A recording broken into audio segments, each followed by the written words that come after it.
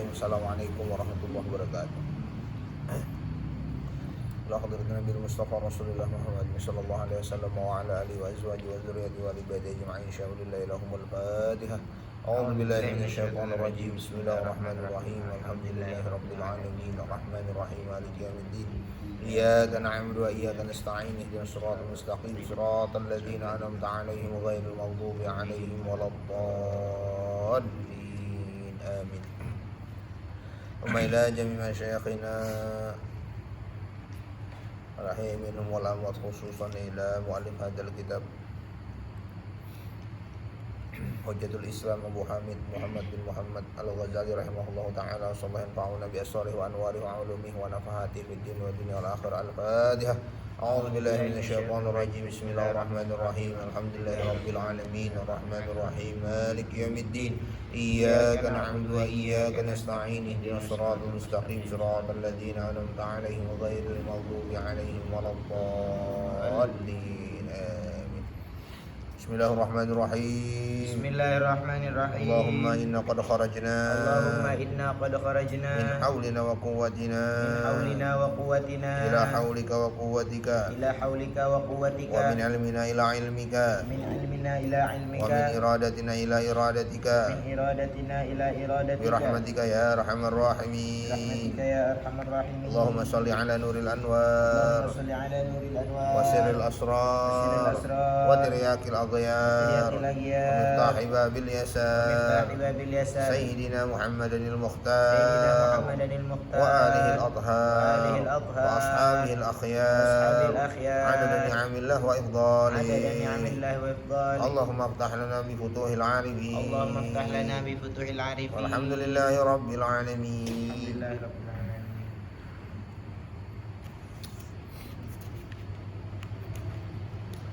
Baca bab 6.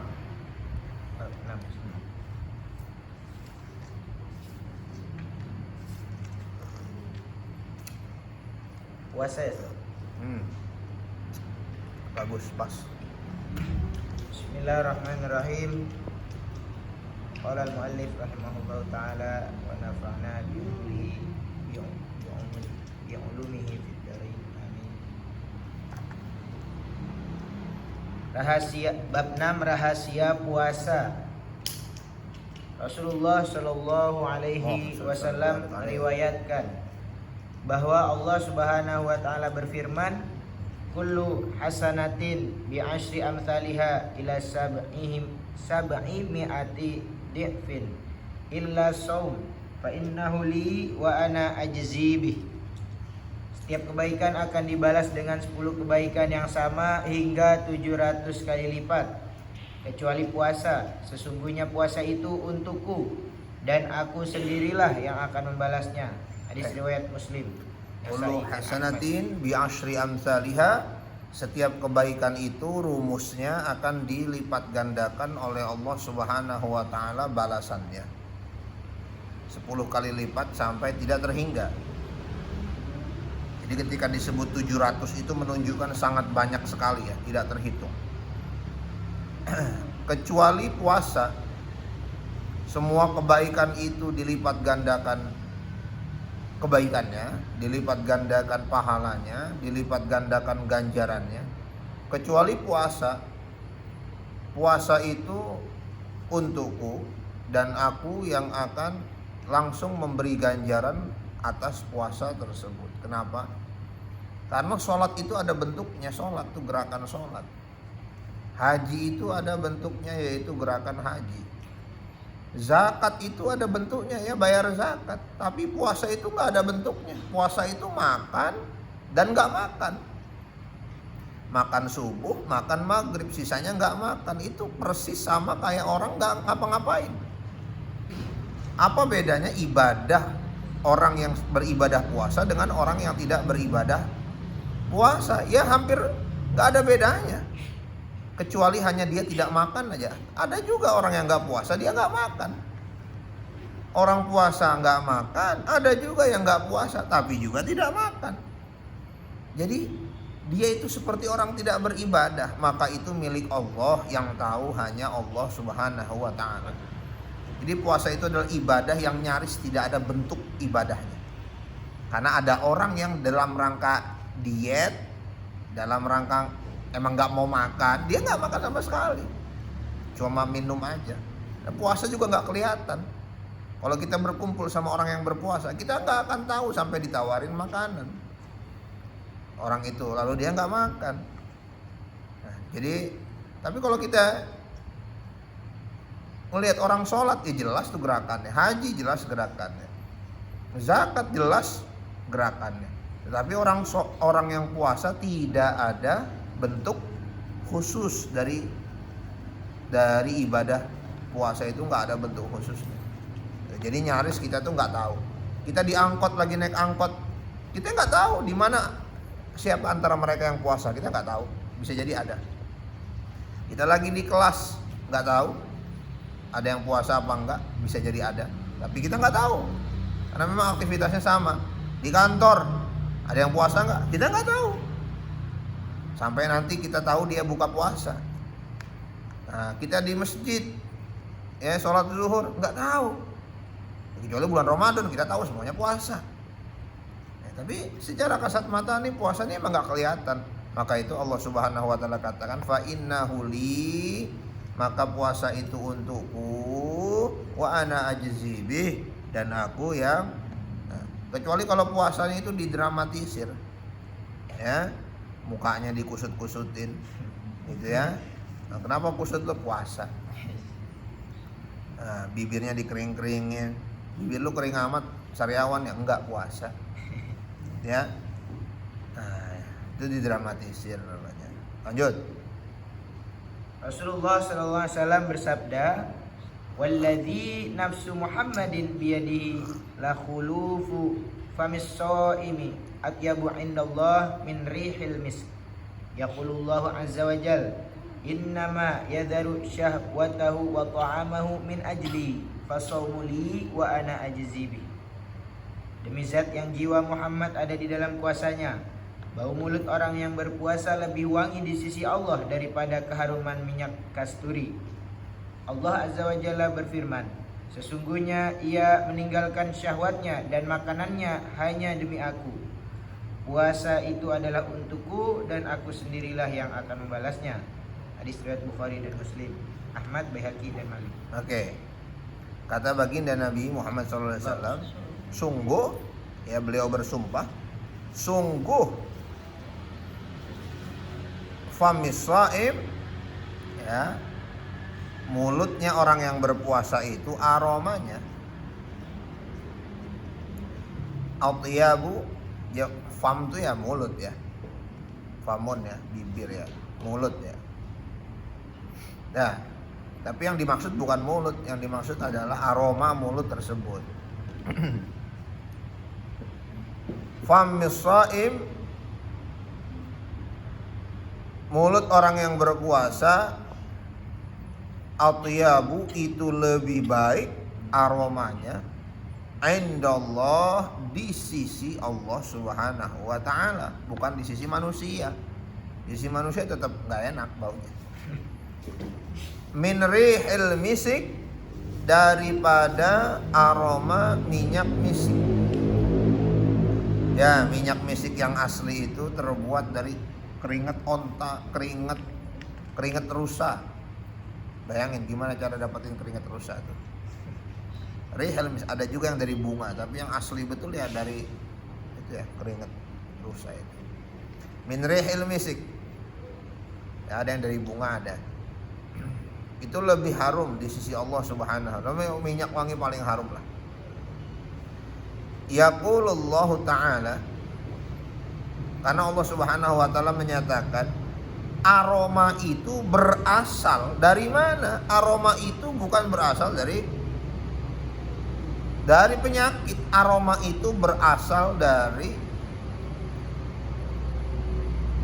semangat hamba Allah untuk beribadah kepada Allah. Aroma itu berasal dari hamba Allah yang meninggalkan makan dan minumnya sehingga asam lambungnya naik. Asam lambung naik itu jadi bau. Jadi puasa itu, apakah puasa itu meningkatkan asam lambung?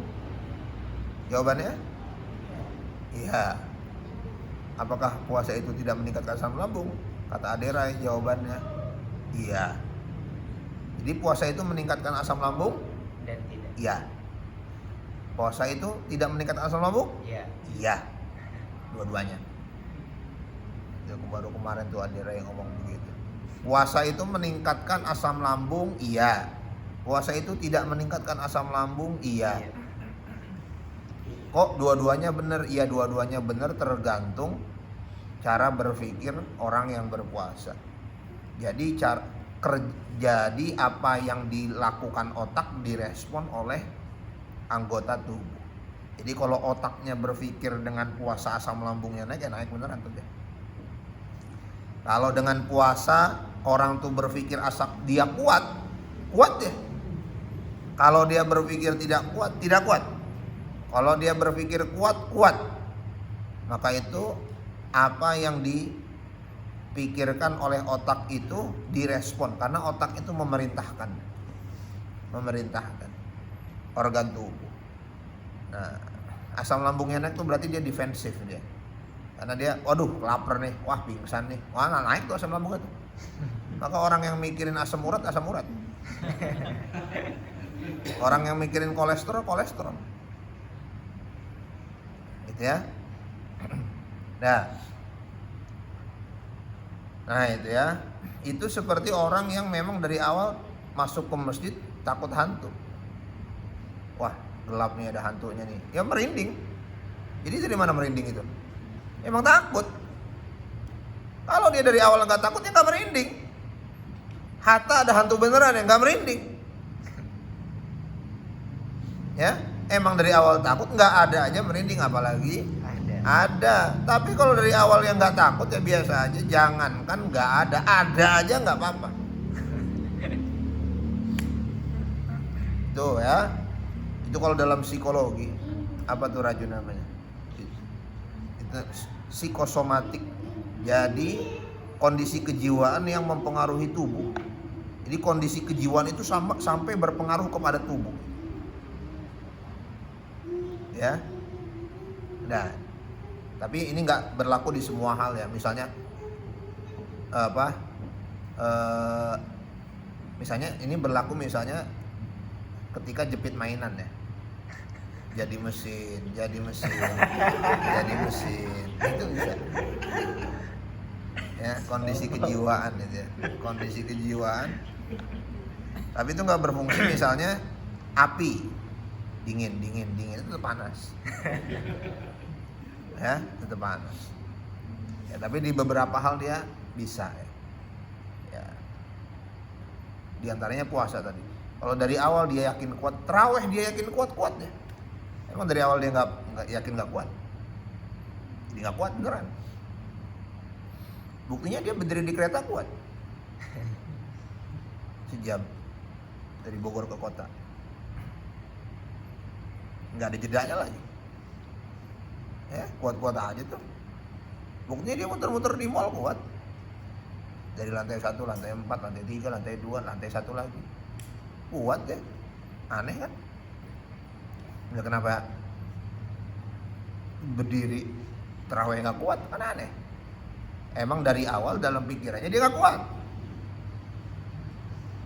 Gitu ya, jadi pikiran itu mempengaruhi. Tapi lagi-lagi ini nggak berlaku di semua hal ya. Ini hanya berlaku di beberapa hal. Jadi jangan percaya sama orang yang semua tergantung mindset. Enggak juga. Ada yang iya, ada yang enggak. Ya. Nah, kalau semua tergantung mindset ya pengemis ya bisa kaya. Kalau tukang parkir ya harusnya kaya ya. Sekali narik 2.000, 100 motor 200.000. Gitu ya. Sekali narik 2.000, 100 motor 200.000. Anggaplah 100 motor per hari lah 200.000. Itu berarti kan per bulan 6 juta. Di atas UMR kan. Harusnya kayak iya mikirnya memang semua tergantung mindset katanya.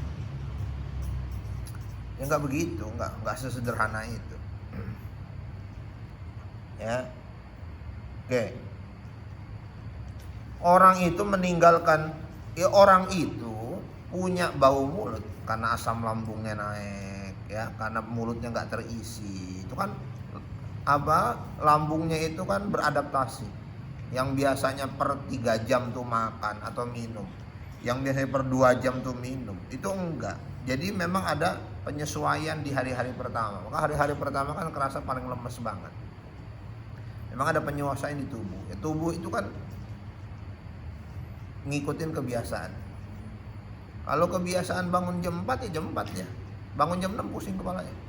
Kebiasaan bangun jam 6, jam 4 pusing dia kalau nggak dibangun. Jadi kenapa dia pusing bangun jam 4? Emang kebiasaan bangun jam 6, bukan masalah jam 4, bukan. Buktinya saat malam begadang, nggak pusing, berbulan-bulan lagi. Gitu ya. Jadi semua itu kebiasaan, terlatih ya. Dia terlatih seperti itu. Ya, karena kita biasanya makan, pagi makan, jam 10 makan lagi, jam 12 makan. Jadi begitu nggak makan, terjadi penyesuaian. Ya wajar. Oke. Nah, dia meninggalkan makan dan minumnya sehingga ada bau mulutnya. Untuk apa? Untuk Allah Subhanahu wa taala. Jadi yang tercium itu bukan aroma mulut tapi aroma ibadah. Ini bau ibadah. Ya. Ada tukang besi, bau gosong bajunya. Tukang besi itu untuk kita bau gosong, untuk anaknya itu bau perjuangan. Untuk istrinya bau perjuangan. Untuk orang bau besi. Ya, beda. Nah, itu baru tergantung mindset kalau itu, ya. Nah, mukanya belang, ya, tangannya belang. Untuk kita muka orang itu belang, tapi untuk istrinya mukanya itu warna perjuangan. Belang tangannya itu belang tangan perjuangan, bukan hitam, bukan, tapi belang tangan perjuangan, mencari nafkah, gitu ya. Nah itu yang Allah Subhanahu wa taala lihat adalah aroma ibadah, bukan aroma yang tidak enak. Lanjut. Rasulullah SAW bersabda, Inna syaitan la yajri min ibni Adam majra ad-dami fanaqu majariyahu bil ju'. Sesungguhnya setan mengalir di dalam tubuh anak Adam seperti mengalirnya darah, karena itu bersihkanlah aliran-alirannya dengan rasa lapar.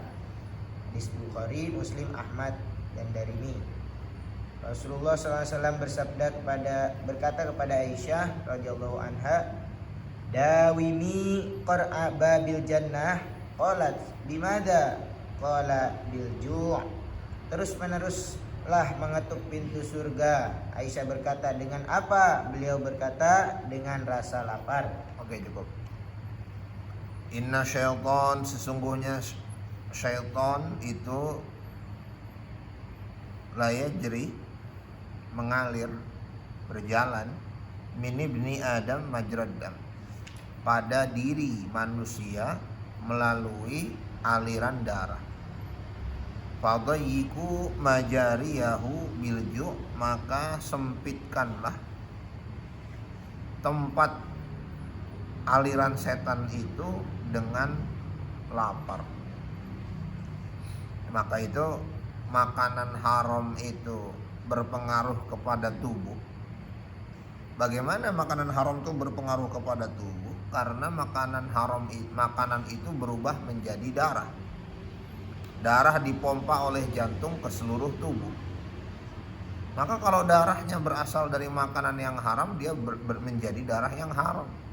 Kalau dipompa ke seluruh tubuh, dipompa ke mata, menjadi mata yang haram, menjadi tangan yang haram, menjadi kaki yang haram, telinga yang haram, dan seterusnya. Nah, anggota tubuh yang berasal dari darah yang haram, karena makanannya haram, itu mendukung untuk melakukan perbuatan yang haram. Karena itu majrad dam, majrad apa?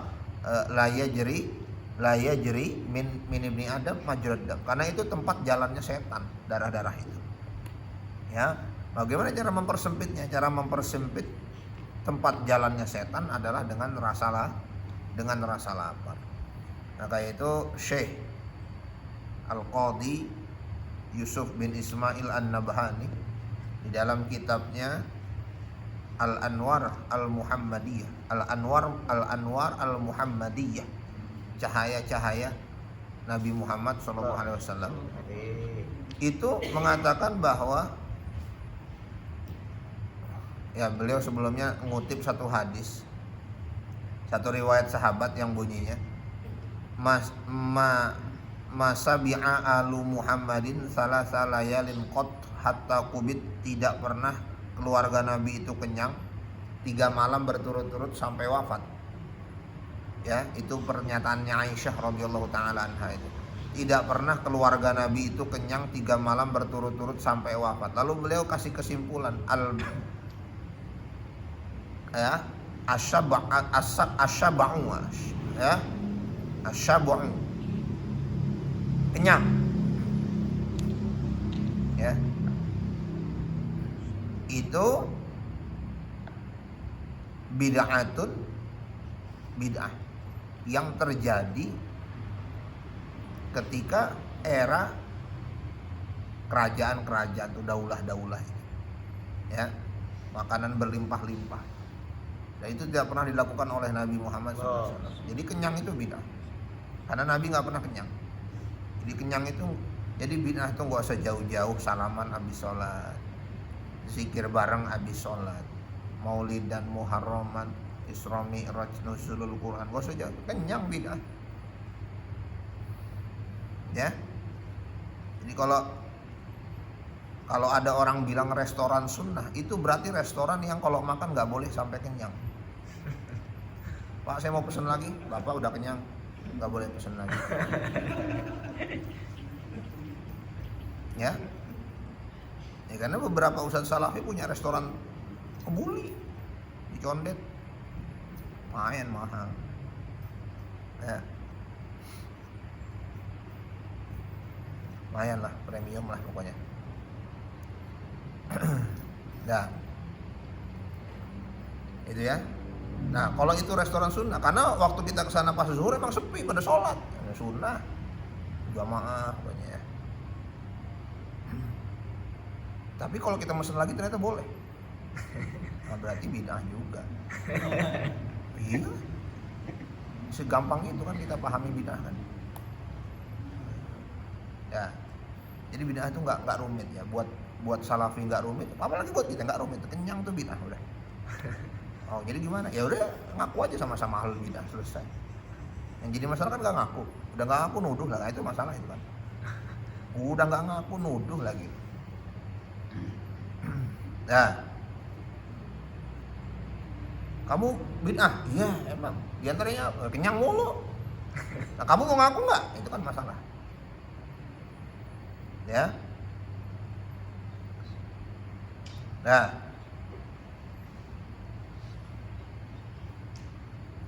as-sab'u bid'atun. As-sab'u bid'atun. Kenyang itu adalah bid'ah.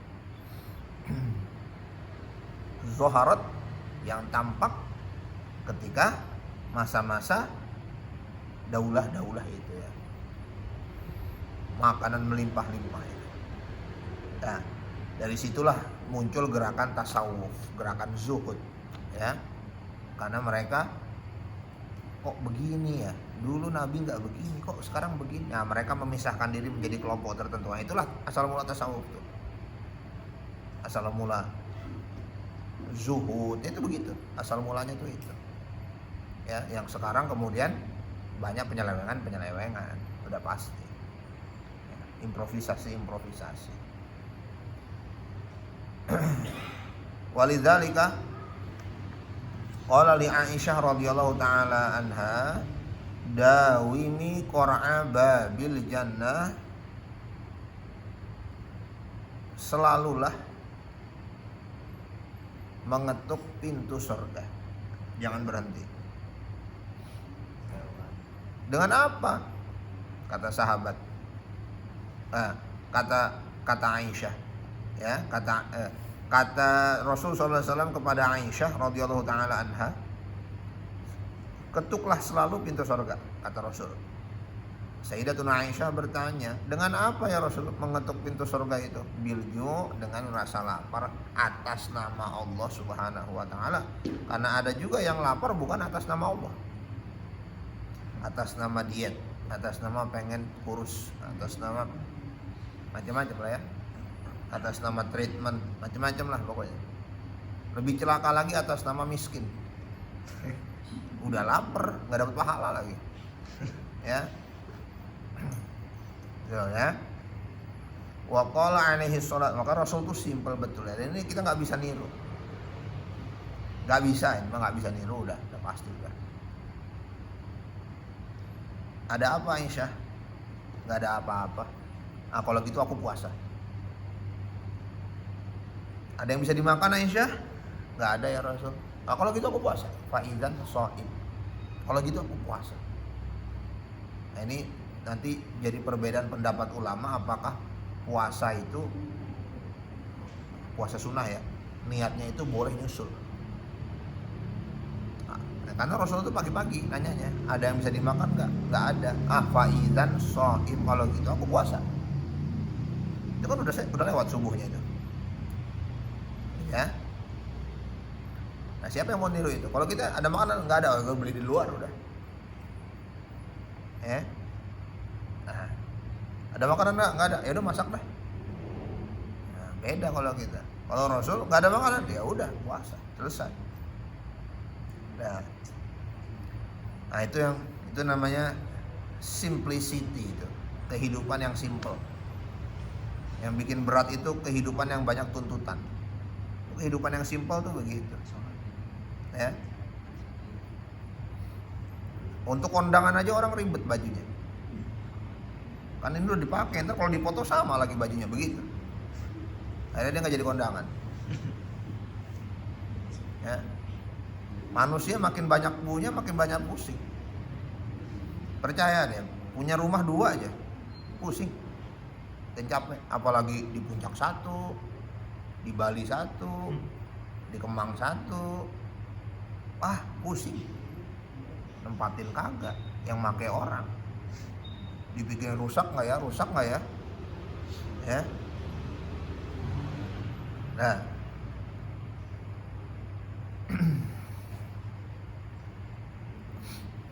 Nah, itu nggak tahu bener, nggak tahu ya. Tapi waktu founder Telegram tuh ditanya, siapa itu founder Telegram tuh? Ya ketika founder Telegram tuh ditanya, kamu punya aset nggak? Ya, ada satu ini ya, wawancara ya.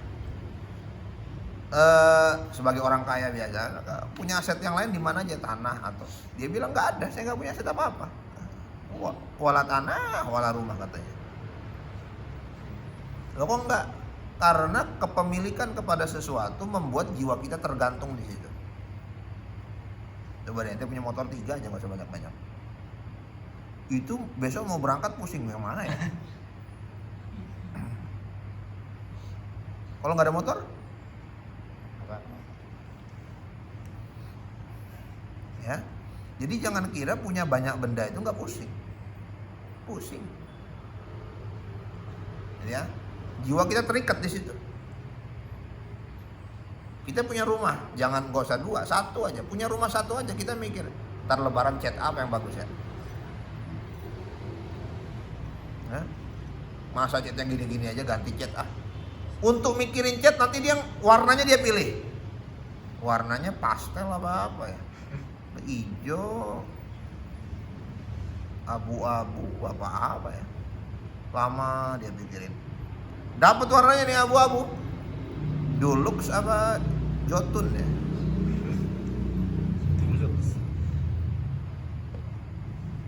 Untuk mikirin itu aja dia 2 hari. Ya, yang harusnya bisa dipakai untuk yang lain. Ente punya duit dah, mesen makanan lama. Kalau ente nggak punya duit, warteg selesai. Tapi ente duitnya banyak, ente cari tuh di GoFood, di Shopee Food, jadi lama tuh. kita ke restoran aja. Tuh mikirnya restoran yang mana ya? Itu lama. Ya. Jadi kepemilikan kepada sesuatu membuat kita terikat, jiwa kita terikat di situ, masuk ke situ jiwa kita itu. Nah, maka digaungkanlah oleh orang-orang modern yang bahkan tuh non muslim kehidupan yang simple ya, simple life ya. Kehidupan yang simple. Bagaimana kehidupan yang simple? Tidak terikat kepada kebendaan. Aku biksu itu jangankan motor, rambut aja nggak punya dia. Karena punya rambut itu kalau aduh belah tengah kurang keren, tengahnya nggak lurus nih, gitu ya. Belah pinggir kanan apa kiri ya? Poni lempar kali ya. Nah, misalnya gitu ya. Wah itu capek lah pokoknya. Ya, dia lewat kaca, dia perhatiin rambutnya gerak nggak ya? Itu. Coba kalau botak, ya selesai kan? Ya, nah itu kebendaannya. Nah lebih celaka lagi, jiwa kita terikat kepada benda yang bukan milik kita. Oh itu lebih celaka lagi tuh, nggak punya, terikat lagi. Tetangga punya Alphard, Alphard mahal pasti pajaknya, lebih puyeng amat orang dia yang bayar pajak. Ngapain dipikirin orang dia yang bayar pajak? Nyerempet pagar, waduh kacau tuh Alphard. Berapa itu dia? Tok Magic itu punya asuransi. Ini ngapain dipikirin? Udah punya kagak, punya orang dipikirin, ya. Nah, jadi itu lebih celaka lagi. Udah nggak punya, terikat lagi jiwanya tuh. Oke, lanjut.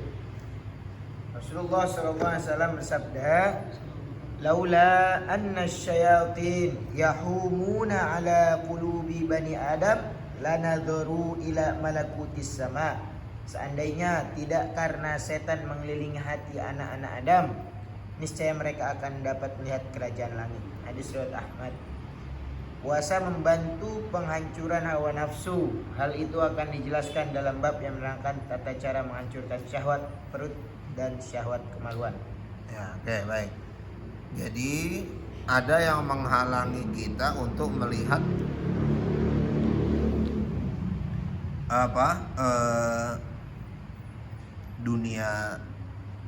dunia spiritual ya. Yang menghalangi kita ya itu ya.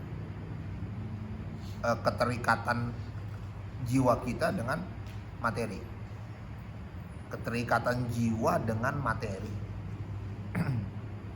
Nah, coba misalnya bau mulut orang yang berpuasa, itu hidung spiritual dengan hidung material itu beda nyiumnya. Hidung spiritual akan nyium bahwa itu adalah bau ibadah, tapi hidung material akan mencium itu bau gak enak. Mata material akan melihat orang yang tangannya belang nggak ngerawat diri. Misalnya ibu-ibu tangannya kasar, itu mata material akan melihat ibu perempuan kok nggak perawatan. Tapi mata spiritual akan melihat itu ibu yang penuh perjuangan tuh, pagi-pagi masa dia pasti ngepel itu, meres kain pel itu sampai kayak begitu tangannya. Itu kan ngelihat gitu aja kita beda. Ya, antara mata spiritual dengan mata material itu beda itu. Ya. Nah, terhalang pandangan kita dari melihat apa? Ya, dunia. Apa yang dilihat orang ketika melihat matahari terbit dan matahari terbenam? Itu kan beda. Dengan pandangan apa dia pakai? Kacamata apa yang dia pakai? Kacamata spiritual, kacamata material akan melihat ya itu hanya untuk foto-foto aja. Kacamata spiritual akan melihat bahwa itu adalah keagungan Allah Subhanahu wa Ta'ala. Ya, apalagi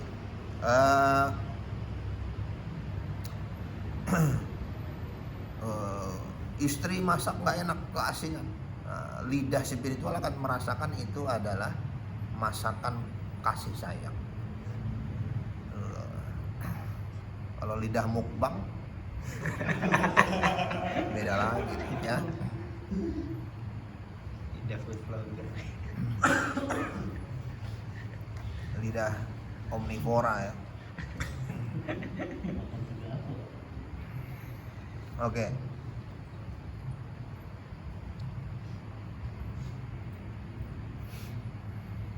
Lanjut. A. Hal-hal yang wajib, sunnah, dan merusak dalam berpuasa.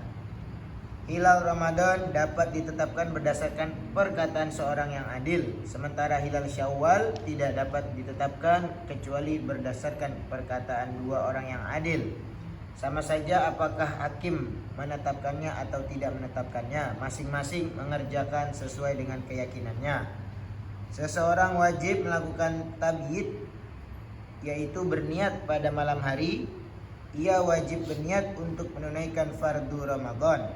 Apabila pada malam yang meragukan ia berniat untuk melaksanakan puasa, jika keesokan hari adalah Ramadan, maka puasanya tidak sah. Puasa Ya. Jadi menurut Imam Al-Ghazali rahimahullahu taala, menetapkan bulan Ramadan itu cukup dengan satu orang yang adil. Tetapi untuk menetapkan satu Syawal harus dengan dua orang yang adil. Jadi lebih berat untuk menetapkan kapan bulan Syawal itu datang. Nah, satu orang yang adil itu orang yang ahli ya, ahli dan terpercaya.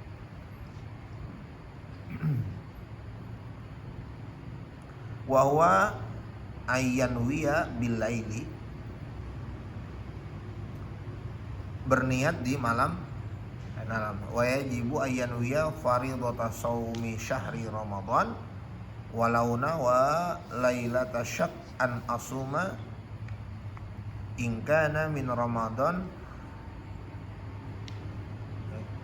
Nah, jadi wajib untuk berniat di malam. Dan nanti ulama berbeda pendapat tentang apakah bisa niat bulan Ramadan itu langsung untuk 30 hari. Nah, itu semua perbedaan itu adalah perbedaan furu'iyah atau perbedaan yang sifatnya itu tidak esensi. Ya, mau 30 hari, mau per malam, nggak jadi masalah. Tapi memang mazhab Syafi'i itu per malam. Kenapa? Tajdidun niyah, untuk memperbaharui niat. Itu bagus. Makanya habis tarawih ada baca niat bareng-bareng. Tapi ingat, niat itu mahalluha al-qalbu, tempatnya hati. Jadi wajib hati yang baca. Kalau mulut baca hati nggak baca, nggak sah niatnya. Hati baca mulut nggak baca, sah niatnya. Hati baca ditambahin dengan lisan, maka niatnya akan semakin kuat. Ya, jadi kalau misalnya habis sholat witir kemudian nawaitu sambil begini nih. Nawaitu, itu nggak sah itu. Nggak sah. Ya. Nah, niatnya harus benar. Ketika ngucapin Allah tuh untuk Allah. Ya. Puasa Ramadan. Dah. Lanjut. Puasa adalah menahan diri dari memasukkan sesuatu ke dalam perut. Dengan begitu puasa akan rusak karena makan, minum, menghisap rokok, dan injeksi. Puasa tidak rusak karena fasad. Fasad adalah mengeluarkan sejumlah darah dari urat nadi untuk pengobatan, berbekam, bercelak, dan memasukkan alat ke dalam kemaluan dan telinga, kecuali apabila kedala kemaluan diteteskan cairan yang mencapai kandung kemih. Selain itu, apabila terjadi sesuatu yang tidak disengaja seperti tertelannya debu jalanan dan masuknya lalat ke dalam perut ketika berkumur, maka puasa tidak batal selama tidak berlebihan. Apabila seorang makan pada pagi atau malam hari karena menyangka bahwa waktu itu adalah malam, lalu ia mengetahui bahwa waktu itu adalah siang, maka puasanya rusak. Oke. Jadi al-imsak an isali syai'in ilal jauf. Menahan diri dari memasukkan sesuatu ke dalam mulutnya, tenggorokan. Jauh. Yaitu makan dan minum. Maka suntik itu tidak membatalkan puasa. Ya. Korek kuping nggak batalin puasa. Mitos itu. Korek kuping nggak batalin puasa. Yang ngorek kuping loh, kan puasa. Mitos itu. Ngupil ntar batalin puasa. Ya.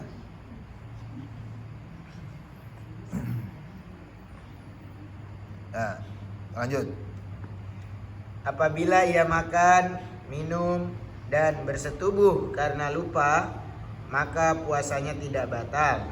Hadis riwayat Tirmizi, Ahmad, dan Daruqutni.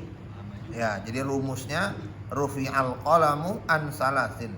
Rumusnya itu orang itu kalau tidur alias lupa alias nggak ingat, itu sama aja ya, satu ya. Tidur lupa nggak ingat tuh satu. Masih kecil belum balik.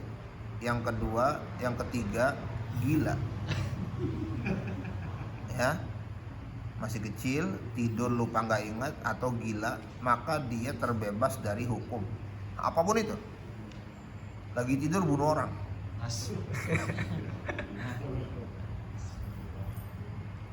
Iya, rufi al-qalam itu menurut syariat. Kalau menurut hukum positif ya tetap aja kelalaian. Ya, lagi tidur bunuh orang. Misalnya lagi dia tidur dia tidur di lantai apa di kasur tingkat ya. Tiba-tiba gelinding jatuh ke bawah. Di bawahnya ada orang mati itu kegenting. Ya rufi al-qalam. Dan dia nggak bangun ketika jatuh itu, dia nggak bangun. Ya, ya rufi al-qalam itu. Ya. Nah, orang gila rufi al-qalam. Nah, tapi orang gila tetap bayar zakat ya. Kemarin orang gila yang punya duit itu tetap bayar zakat, yang bayarin walinya. Nah. Atau anak kecil ya. Nah, ini yang jadi masalah. Yang disebut anak di bawah umur tuh di bawah 18, itu 17 atau 17 11 bulan tuh dianggapnya di bawah umur. Bunuh orang tetap aja. Dalam Islam tuh udah enggak itu. Dalam Islam itu ya 13 tahun, 14 tahun udah balik dia itu. Udah mukallaf, terkena beban hukum itu. Nah, Indonesia itu 18 tahun ke bawah dianggapnya di bawah umur. Bunuh orang lah dia tuh, umur 17 tahun.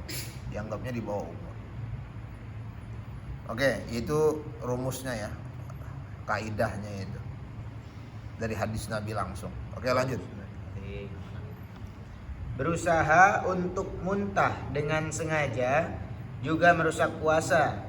Tapi jika ia muntah tanpa disengaja, maka puasanya tidak rusak. Footnote-nya, hal ini berdasarkan sabda Rasulullah sallallahu alaihi wasallam, "Man qa'a fala qada'a alaihi wa man istaqa'a amdan fa alaihil qada." Barang siapa muntah, maka ia tidak wajib mengqadha, dan barang siapa yang berusaha muntah, maka ia wajib mengqadha. Hadis riwayat Abu Daud, Tirmizi, dan Ibnu Majah. Itu menurut Imam Al-Ghazali rahimahullahu taala, muntah yang diusahakan maka itu membatalkan puasa. Tapi kalau muntah itu kesedek, tahu-tahu muntah lagi makan, itu tidak membatalkan puasa.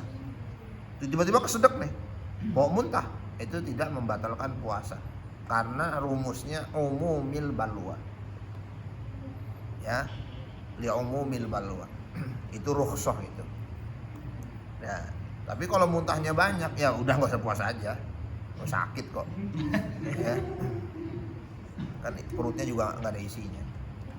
Ya. Lanjut. Selain itu, berusaha mengeluarkan dahak dari dada atau tenggorokan juga tidak merusak puasa. Hal itu merupakan bentuk rukhsah bagi bencana secara umum. Kafarat tidak wajib kecuali karena jima. Kafarat tidak wajib karena onani, makan dan minum. Kafarat adalah memerdekakan seorang budak. Apabila tidak ada budak, maka diganti menjadi puasa selama 2 bulan. Apabila tidak mampu berpuasa selama 2 bulan, maka diganti dengan cara memberi makan 60 orang miskin, masing-masing 1 mud. Di riwayat Bukhari, Muslim, Abu Daud dan Ibnu Majah. Oke, baik. Ini di sini lah agak repotnya di sini ulama bikin menyimpulkan hukum tuh di sini agak repot. Jadi puasa itu harus bayar kafarah, ya kafarah itu kalau jima, ya bersenggama suami istri. Kalau bukan suami istri dicambuk atau dirajam sekalian. Kafarah itu hanya dengan jima. Kafarah puasa itu dengan jima. Kafarahnya itu 3. Opsional ya, 3 ini ya, boleh pilih. Merdekakan budak, memberi 60 makan orang miskin, atau puasa 60 hari berturut-turut. Artinya kalau di hari ke-59 batal, ulang dari awal. Gitu ya. Kecuali 1 hari batal karena sakit. Gitu ya. Kalau sakit ya nggak apa-apa. Tapi kalau sengaja nggak mau puasa, nah itu harus diulang lagi dari hari pertama. Nah, itu kafarahnya. Orang yang berjima di siang hari bulan Ramadan, kafarah. Puasanya batal dan harus kafarah, penebusan dosa. Ya, penebusan dosa. Tapi batal puasa gara-gara yang lain itu tidak harus kafarah. Ini disebut nih al-istimna. Istimna itu onani. Al-akal wasyurb, makan dan minum. Makan dan minum. Jadi sengaja makan nih. Bulan puasa sengaja makan. Itu tidak membatalkan tidak harus bayar kafarah. Itu cuman apa? Cuman harus diganti aja puasanya. Puasanya harus diganti di hari yang lain karena dia batal. Dia dosa besar tapi dia nggak perlu kafarah. Ya, nggak perlu kafarah itu. Dah, padahal sama-sama batal. Yang tadi bersenggama tuh batal, istimna tuh batal, makan minum juga sama-sama batal, tetapi kok beda. Nah, ini nyimpulin hukumnya agak susah. Jadi yang bikin beda tuh apa? Ya, yang bikin beda tuh apa tuh ulama nyimpulin hukumnya tuh agak sulit. Nah, misalnya bersenggama di siang hari bulan Ramadan itu ada kafarahnya karena merusak kemuliaan bulan Ramadan. Alasan hukumnya ya. Alasan hukumnya dia ada kafarahnya. Kafarah itu berat-berat kan? 60 orang miskin harus dikasih makan, puasa 2 bulan berturut-turut, atau memerdekakan budak, mahal betul harganya. Nah, 60 orang miskin itu sekali makan tuh berapa ya? Ya harus ukuran dia makan. Berarti sahur dan buka puasa. Itu berapa dia makan tuh biasanya kalau buka dan anggaplah 100.000, anggaplah. Ya kali 60 aja, 6 juta. Ya. Nah itu ada kafarahnya itu. Karena berjima dianggap merusak kemuliaan bulan Ramadan. Merusak kemuliaan bulan Ramadan. Itu tuh kesimpulan ulama tuh. Argumentasi hukumnya adalah merusak kemuliaan bulan Ramadan. Berarti selain itu yang membatalkan puasa dilakukan, argumentasi hukumnya apa? Padahal sama-sama kayaknya sih merusak bulan Ramadan juga tuh. Makan minum aja, itu kan merusak kemuliaan bulan Ramadan. Udah tahu puasa, dia makan, itu kan merusak juga bulan Ramadan. Tetapi kok yang dianggap cuma jima doang, maka itu kesimpulan hukumnya itu agak susah. Apa dasar hukumnya? Nah disinilah dibutuhkan kewaroan, waro. Orang tuh kalau nggak waro itu makanya man tafaqqaha walam tasawwafa faqad tafassaqa. Siapa yang belajar fikih tapi nggak belajar tasawuf akan fasik tuh di sini. Nanti orang mau senggama supaya nggak kafarat dia makan dulu. Makan batal kan? Nggak harus kafarat kan? Ganti aja kan? Habis itu senggama. Secara hukum bener nggak? Benar. Secara hukum benar. Disitulah ulama harus waro. Ya, waro itu ya yang subhat-subhatnya ditinggalin, jangan. Ulama kalau nggak waro tuh ngakal. Kayak pengacara ngakal dia. Karena ngerti hukum kan? Karena ngerti hukum dia ngakal. Maka orang itu kalau belajar fikih harus belajar tasawuf tuh di situ. Kalau nggak ngakal, siapa yang mau menghentikan dia dari makan dulu lalu senggama? Yang menghentikan adalah sifat waroknya itu, menjauhi yang syubhat. Tanpa itu dia akan ngakal dia. Lu kenapa sholat isya jam 4:15? Ya kan masih ada waktunya, bener gak tuh? Ya bener lah. Secara fikih sah loh itu sholatnya. Itu orang kalau nggak waro begitu ngakal dia emang. Ya, ngakal dia. Ya gitu. Man tafaqqaha wa lam tasawwafa faqad tazandaqa, faqad tafassaqa, dia fasik. Tapi siapa yang belajar tasawuf, man tasawwafa wa lam tafaqqaha faqad tazandaqa. Siapa yang belajar tasawuf tapi enggak belajar hukum, enggak belajar syariat, enggak belajar fikih, maka dia zindik. Ya. Itu dua-duanya itu ya. Ya. Nah itu. Atau dia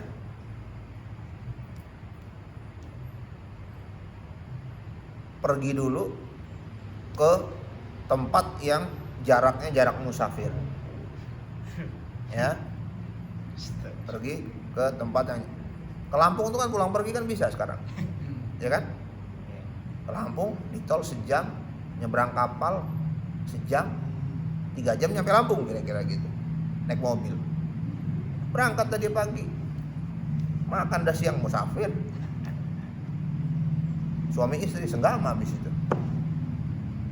Malaikat nyatetnya kira-kira yang mana? Dia batal puasa kenapa? Malaikat nyatetnya yang mana coba? Ya, secara fikih kata malaikat benar nih secara fikih, tapi motif itu, motif itulah waroknya itu. Maka tuh kodi itu harus pandai ngelihat motif orang tuh apa, ya, latar belakang dia begitu tuh apa latar belakang. Oke, itu ya, lanjut. B. Rahasia dan syarat puasa. Puasa dibedakan menjadi 3 derajat, yaitu puasa awam, puasa khawas, dan puasa khawasul khawas. Puasa awam adalah menahan perut dan kemaluan dari pemuasan syahwat. Puasa khawas adalah menahan pendengaran, penglihatan, lidah, tangan, dan kaki dari semua dosa. Puasa khawasul khawas adalah puasa hati dari keinginan-keinginan hina dan pemikiran-pemikiran duniawi serta segala sesuatu selain Allah secara total. Tiap-tiap puasa batal karena hal-hal yang dilarang di dalam puasa tersebut. Rasulullah sallallahu alaihi wasallam bersabda, "Khamsun yuftirus shaim, al-kadhibu wal ghibatu wan namimatu wal yaminul kadhibatu wan nadharu bisyahwah." Okay. Ada 5. Ya. Ya, pembagian ini tuh Imam Ghazali loh ya. Pembagian ini tuh Imam Ghazali punya. Siapapun yang ngutip ini, nah itu berasal dari Imam Al-Ghazali. Pembagian puasa ya. Puasanya orang awam, puasa orang yang khusus, puasanya VIP ya, dan puasa VVIP. Puasa orang yang sangat-sangat khusus. Puasa awam adalah nahan perutnya, nahan lapar, nahan kemaluan, tidak melakukan hubungan badan suami istri, an qada'i syahwat. Perutnya dan kemaluannya ditahan dari syahwat, perut dan kemaluan. Ya, itu yang pertama. Tapi puasanya orang yang khusus adalah bukan cuma menahan perut dan kemaluannya dari syahwat,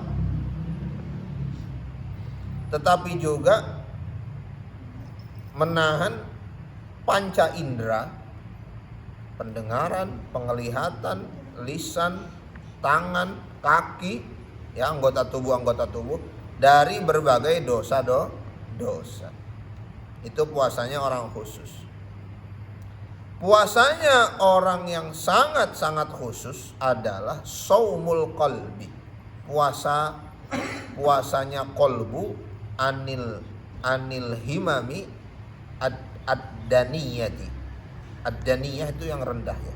Dunia itu disebut dunia itu karena rendah. Dunia itu lawan katanya apa? Rendah. Langit. Langit. Dunia sama ya. Akhirah ya, as-sama ya. Disebut dunia karena daniyah, karena kerendahannya itu.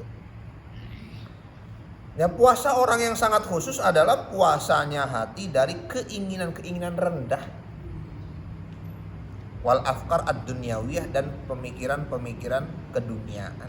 Jadi kalau puasa tuh mikirin lebaran baju baru apa, itu udah bukan puasa khusus, udah pasti udah. Udah pasti udah. Ya. Udah pasti udah. Dan percuma mau beli bajunya di depan sebelum puasa, sama aja. Biar tenang, kita belinya bajunya di sebelum puasa aja kali ya, supaya puasa nggak mikirin baju. Itu bajunya diliatin, dia mikir kapan makainya. Kapan lebaran nih? Pakai nih baju nih. Ya, dia nggak mau pakai pas puasa, takutnya dipoto, ntar udah ada fotonya kan begitu. Kalau dipoto sama kan nggak seru. Ini kan baju yang puasa kan gitu, kata temannya. Ya, nah inilah yang sulit. Ciri-ciri orang tuh puasanya itu la'alakum tatakun, itu ibadah sampai akhir. Pokoknya yang seminggu gak ibadah tarawih itu pun udah pasti gak tatakun udah. Pasti udah digaransi, dijamin udah itu. Pokoknya yang tatakun itu yang semakin ke ujung semakin tinggi. Pokoknya kalau udah 7 hari terakhir makin ke bawah, turun grafiknya ya. Udah pasti itu nggak tatakun, pasti. Ya kan kita sama-sama manusia, kita juga begitu soalnya, ngerasa begitu. Ya, Rasul SAW itu ya taharraw Lailatul Qadr fi ashril awakhir. Rasul kata carilah, kejarlah Lailatul Qadar di 10 malam terakhir. Rasul mengencangkan sarung, membangunkan keluarganya. Ya, di 10 hari terakhir bulan Ramadan. I'tikaf Rasul itu di masjid. 10 hari makin kencang, kalau kita 10 hari makin kendor. Jadi udah pasti itu nggak tahu, makanya sedikit emang yang nyampe finish tuh, yang start tuh banyak, finish yang dikit. Ya, yang start tuh rame. Nah, yang start.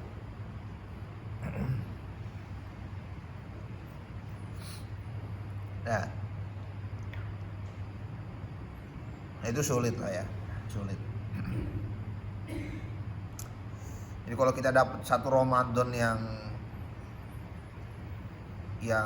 selesai aja, dapat 1 bulan Ramadan yang maksimal, ya, sampai tatakun itu. Ya udah tuh orang udah pasti ahli surga lah udahlah. Ya, wajib itu orang ahli surga itu udah. Ini yang jadi pertanyaan, kita udah puasa berapa tahun ya menjadi masalah. Ya. Nah, maka itu lingkungan tuh sangat menentukan. Ya. Tahu-tahu temennya datang bawa HP baru, lu puasa HP baru ya, gue juga gitu. Lu gak ngambil itu sekalian lu, NMAX yang baru no? Ya, udah kemana-mana tuh pikiran dia juga. Belum ada nih duitnya, ntar kan lu kegajian lo. Ya udah, ya. Itu sulit. Pokoknya kita tuh sampai di puasanya khusus aja udah cakep udah.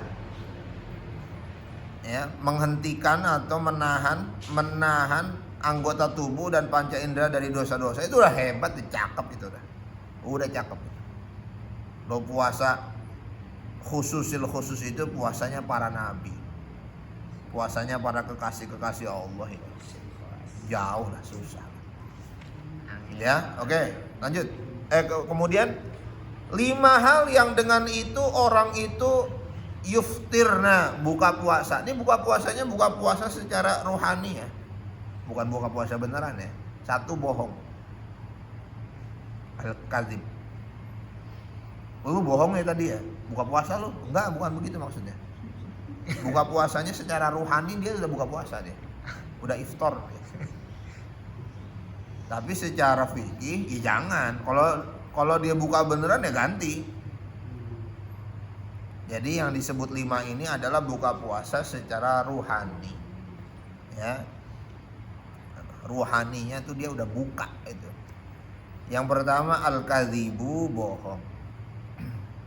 Yang kedua al-ghibatu, ghibah. Kemudian an-namimatu, ngadu domba. Tukang kompor, tukang kipas. Al-yaminul kadzibatu, bersumpah palsu. Sumpah palsu. Al-yaminul kadzibah, sumpah palsu. Lu yang ngambil pulpen gue ya? Wallahi dah.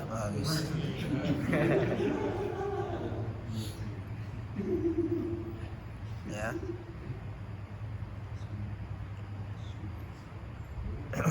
Makanya orang yang sering bilang jujur nih ya, gue nih ya, jujur nih ya, itu tukang bohong itu orang itu.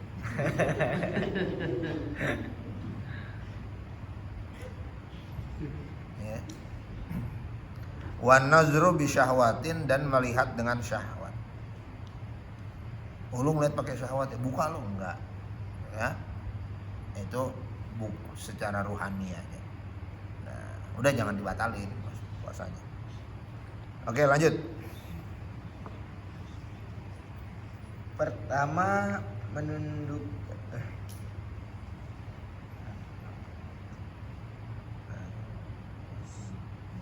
Faslun. Pasal. Yang ini tuh menjaga betul udah kesempurnaan puasa. Paragraf selanjutnya. Kesempurnaan puasa khawas dapat dicapai dengan 6 perkara berikut ini. Pertama, menundukkan dan menahan pandangan untuk tidak melihat secara bebas kepada segala sesuatu yang dicela dan dibenci, serta kepada segala sesuatu yang melalaikan diri untuk mengingat Allah. Rasulullah SAW bersabda, "An-nadharu sahmun min sihami iblis."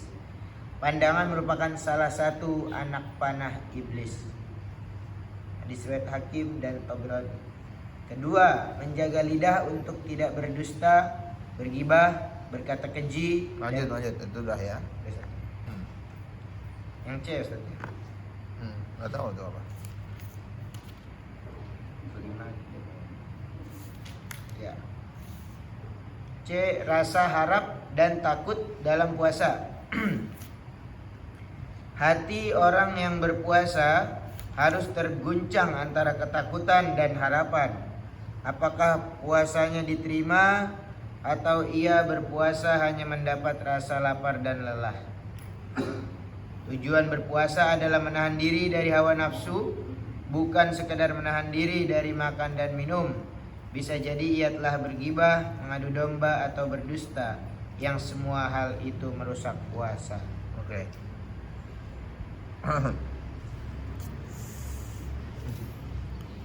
Wayam bagi Allah yastaksura minat ta'amil halal, dan hendaknya tidak memperbanyak makanan walaupun halal. Ya, jangan banyak makan walaupun halal. Fama muliawi'aun abghadu ilallah ta'ala minal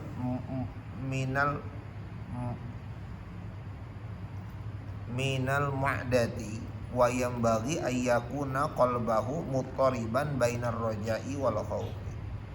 Tidak ada yang lebih buruk diisi oleh manusia, tidak ada tempat yang lebih buruk diisi oleh manusia kecuali perutnya sendiri. Tempat yang paling buruk yang diisi oleh manusia apa? Adalah perutnya sendiri. Nah, ini berarti kajiannya adalah kajian internal. Karena di era informasi teknologi ini, manusia itu selalu mengkaji eksternal. Dia selalu cari hal di luar dirinya. Dia pengen tahu Amerika tuh kayak apa. Dia pengen tahu supaya glowing mukanya tuh pakai krim apa. Ya. Dia pengen tahu supaya duitnya tuh beranak gimana. Dari YouTube, dari TikTok, itu kajian eksternal namanya. Jadi di era informasi teknologi 24 jam dia mengkaji sesuatu di luar dirinya. Sehingga dia nggak kenal dirinya. Di sini dikenalin sama dirinya.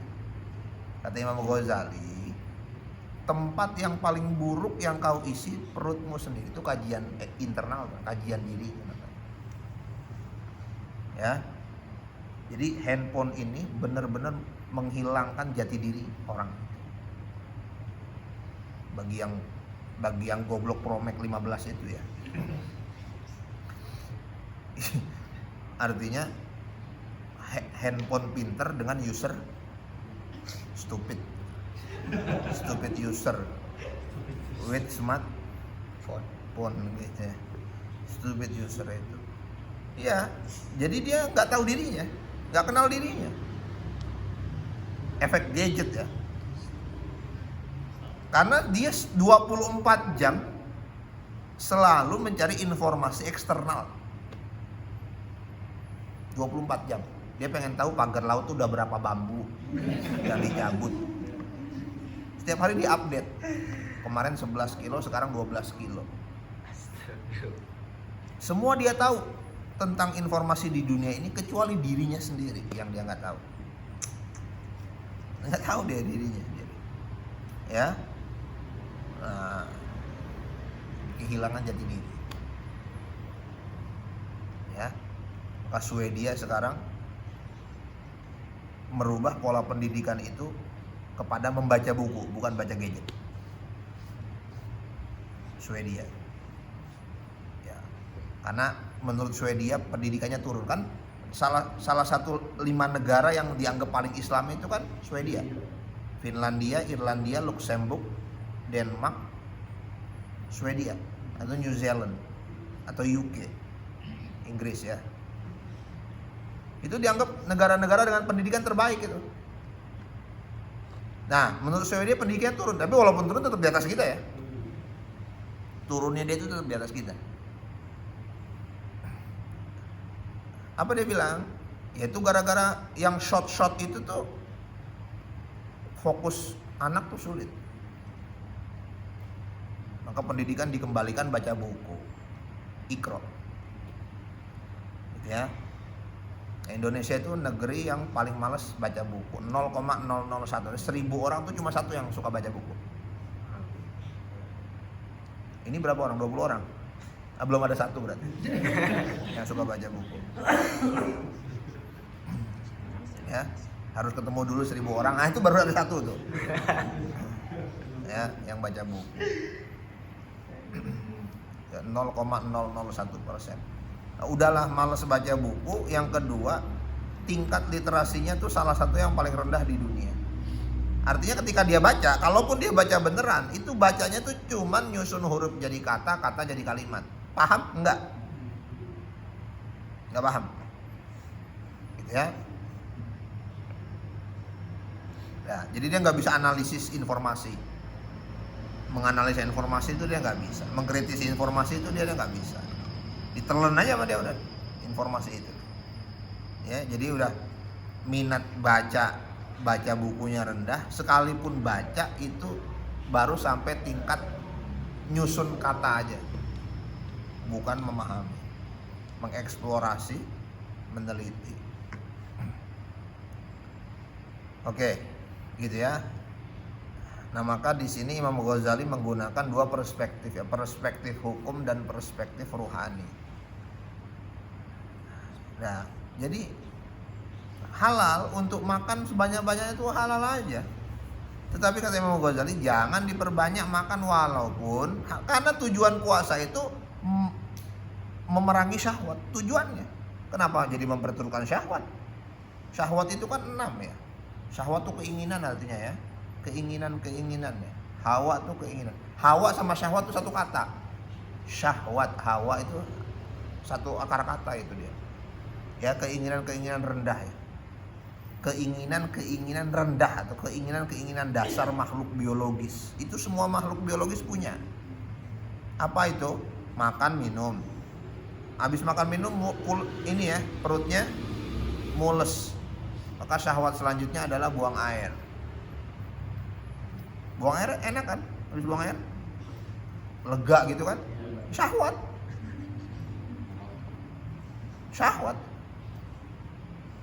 Gitu ya, syahwat. Habis buang kotoran kan? Syahwat itu.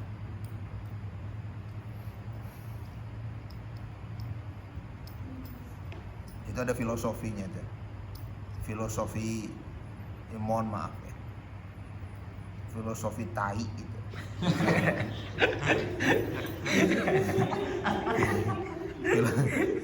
Tapi ini bang, filosofi tai dianggap remeh tapi nggak ada yang berani injek-injek. Maka jadilah seperti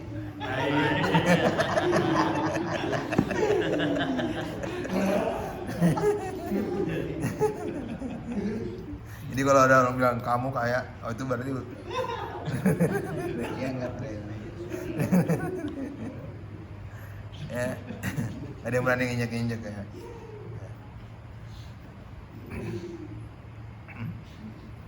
Nah, perut kenyang, lega karena sudah dibuang limbahnya, tidur.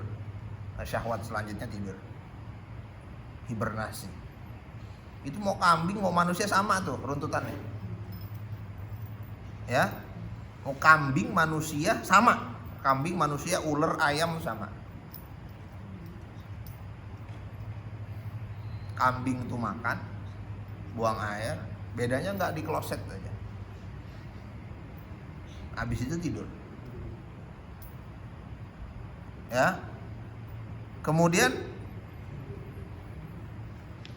senggama, jima. Kambing juga sama, bedanya nggak di kasur aja. Di mana aja terserah dia pokoknya.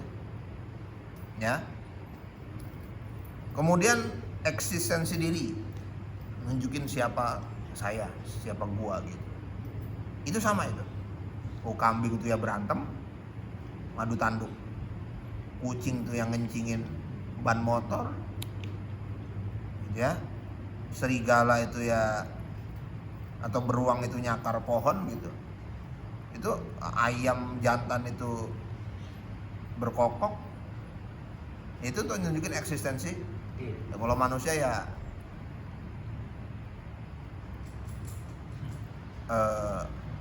pasang banner. Ya baleho gitu. Lebih keren lah pokoknya gitu kalau manusia. Tapi sama aja pada dasarnya eksistensi Diri. atau kita Kalau kita gelarnya banyak ya kita pasang semua, nggak boleh ada yang ketinggalan walaupun satu. Abuya Profesor Dr. Kiai Haji Al-Arif Billah Al-Mujahid fi Sabili, Masya Allah. ya, yang di Pertuan Agung, Raja di Raja, Sultan Mulia. Oh, 2 baris lah, belum namanya belum ketemu tuh. Ya. Ya. Eksistensi itu. Eksistensi. Dan dalam beberapa hal kita butuhkan eksistensi itu kan. Butuh untuk nunjukin apa? Kredibilitasnya. Untuk nunjukin kredibilitas kita apa? Nah, Hotman Paris dengan cincin-cincinnya bahwa saya pengacara hebat, ya buktinya kalau saya kaya gitu. Itu kan eksistensi, tapi itu butuh tuh. Di beberapa hal butuh. Ya, di beberapa hal tuh butuh. Eksistensi. Nah, ya sama orang makan minum kan syahwat ya. Tapi butuh kan? Butuh. Ah, ya, makan, minum, buang air, hibernasi, seksual, eksistensi diri, gitu ya. Berapa tuh? 5, ya. Udah 6, Ustaz. Hah? Ya, anggap aja 6 lah.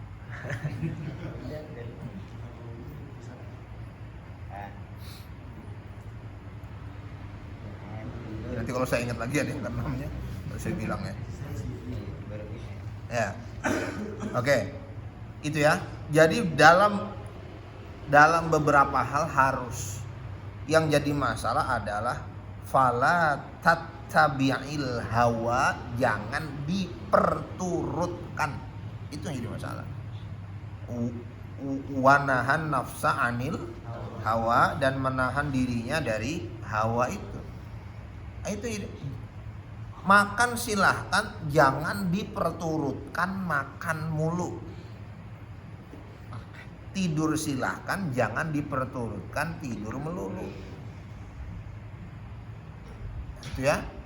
Jadi yang masalah itu diperturutkan, karena itu adalah diantaranya kebutuhan, memang kebutuhan dasar. Nah, yang jadi masalah itu diperturutkan. Nah, itu tujuan dari puasa. Nah, kenapa bukanya harus memperturutkan syahwat? Itu gagal puasanya udah pasti itu.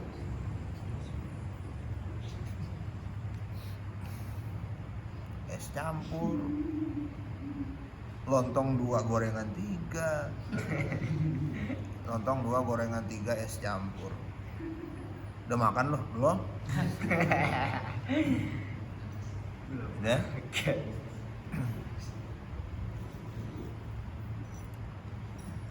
Wa yang bagi ayyakuna qalbuhu muttariban bainar raja wal khauf. Hatinya itu berada di antara rasa harap dan takut. Berharap untuk diterima puasanya dan takut Allah tidak menerima puasanya. Dia khawatir puasanya hanya sekedar menahan lapar dan haus.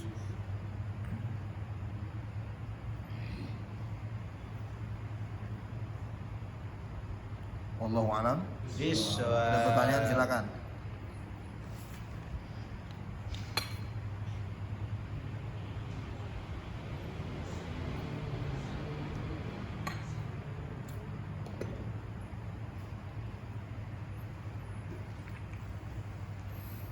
Oke. Cukup ya. Al-Fatihah. A'udzubillahi minasyaitonir rajim. Bismillahirrahmanirrahim. Alhamdulillahirabbil alamin. Arrahmanirrahim. Maliki yaumiddin. Iyyaka na'budu wa iyyaka nasta'in. Ihdinas siratal mustaqim. Shiratal ladzina an'amta 'alaihim ghairil maghdubi 'alaihim waladdallin. Dan Allah Subhanahu wa taala memberi kepada kita ilmu yang bermanfaat. Amin. Niat yang ikhlas, akhlak yang baik, kehidupan orang-orang yang soleh, wafat dalam keadaan husnul khatimah, diangkat derajatnya dunia dan akhirat, diberikan kelapangan rezeki yang luas, halal dan barokah. Keluarga kita, teman kita, jamaah kita yang sakit Allah angkat penyakitnya, digugurkan dosa-dosanya, dan yang sudah wafat di antara kita Allah lapangkan kuburnya, dilimpahi rahmat Allah Subhanahu wa taala dan syafaat ila yaumil qiyamah. Wa sallallahu ala sayyidina Muhammadin wa ala alihi wa sahbihi wasallam. Subhanakallahumma bihamdika asyhadu an la ilaha illa anta astaghfiruka wa atubu ilaik. Assalamualaikum warahmatullahi wabarakatuh.